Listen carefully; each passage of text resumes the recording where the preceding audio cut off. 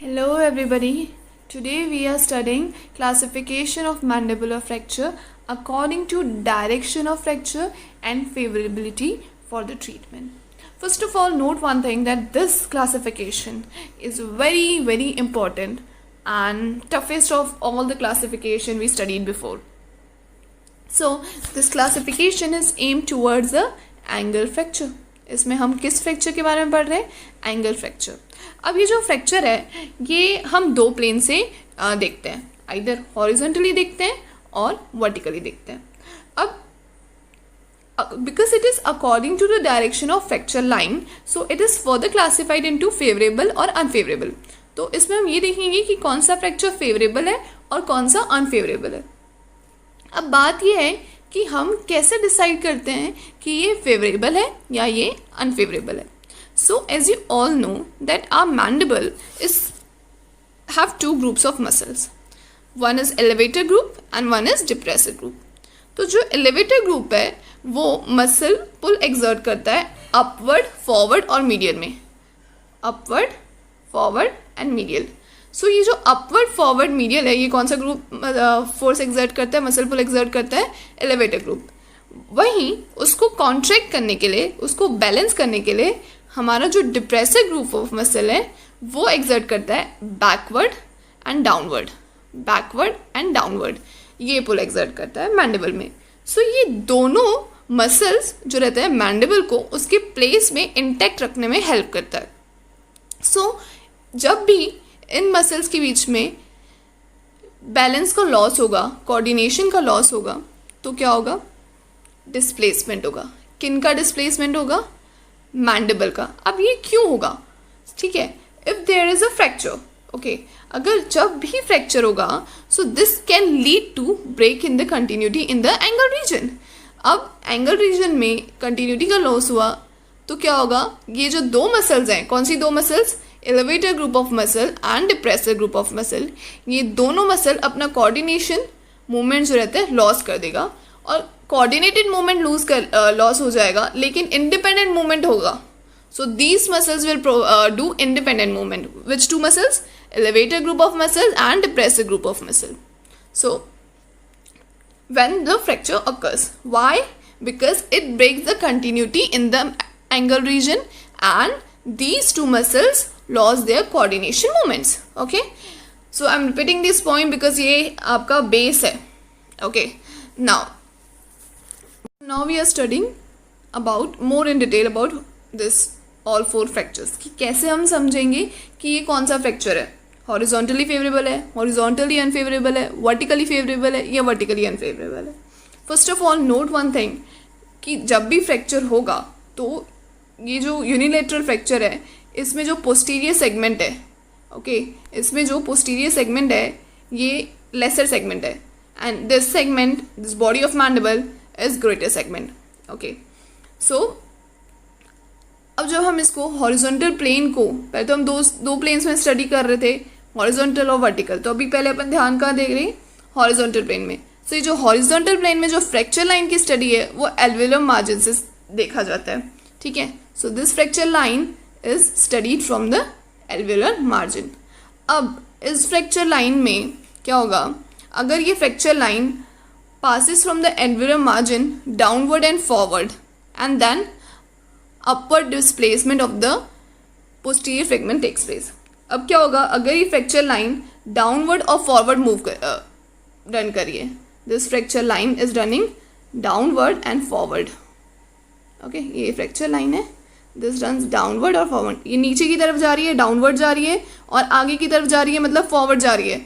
तो this fracture lines run downward and forward. Okay, then what happens? Okay, then the upper displacement of the posterior segment is prevented.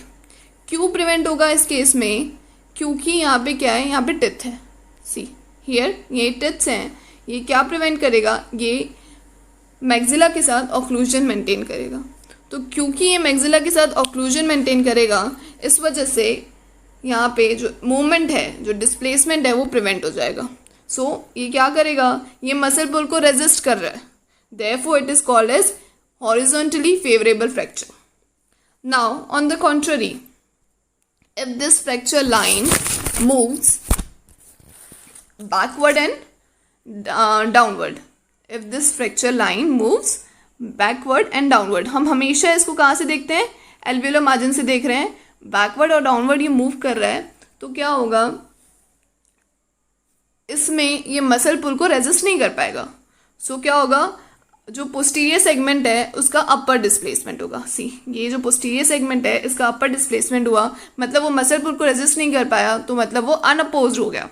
So unopposed हुआ, तो therefore it is called as horizontally unfavourable fracture.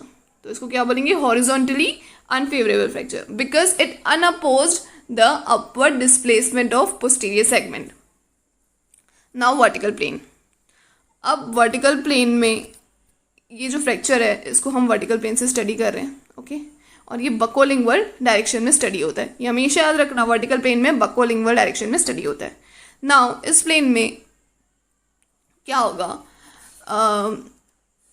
ये plane में जो हम study करते हैं वो occlusal surface के थ्रू से स्टडी करते हैं. ठीक है, here the displacement of posterior fragment is notice in the medial direction. अब इसमें क्या था, इसमें डिस्प्लेसमेंट अपवर्ड हो रहा था, लेकिन इसमें डिस्प्लेसमेंट मीडियल डायरेक्शन में होगा.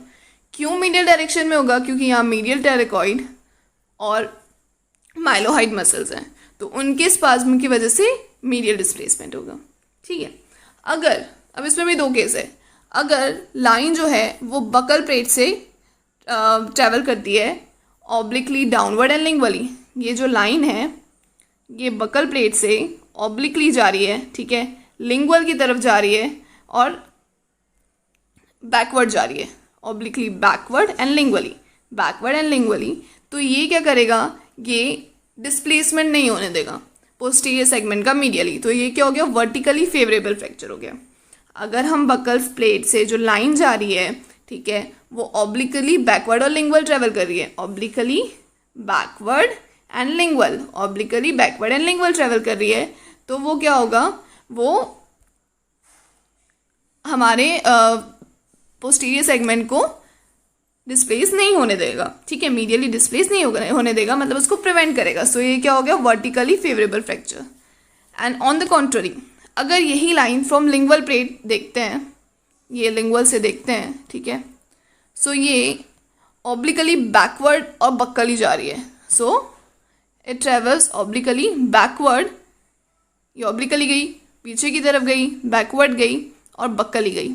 ठीक है, सो ये जो रहेगी ये अनअपोज्ड रहेगा. ठीक है, so this medial displacement of posterior segment becomes unopposed.